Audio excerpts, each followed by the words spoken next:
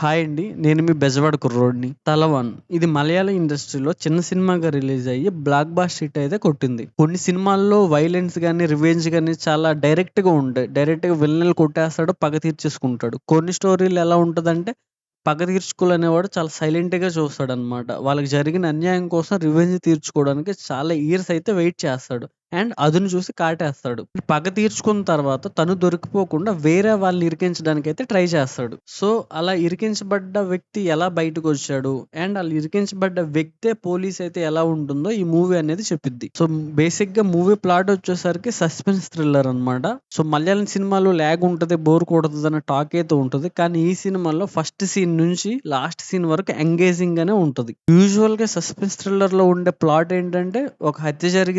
ఎవరు చేశారో కనిపెట్టాలి. అండ్ ఆ హత్య చుట్టూ జరిగిన సంఘటనలేంటో తెలియజేయాలి. ఈ మూవీలో కూడా అదే జరిగిద్ది. ఒక హత్య అయితే జరిగిద్ది. దాన్ని ఎవరు చేశారో కనిపెడతారు సినిమాలో. అండ్ దాంతో పాటు మెయిన్‌గా 2 క్యారెక్టర్స్ ఉంటాయి. Hero character, supporting character. నాకు ఎవరు హీరో, ఎవరు సపోర్టింగ్ క్యారెక్టరో తెలీదు గానీ మెయిన్‌గా ఇద్దరుంటారు.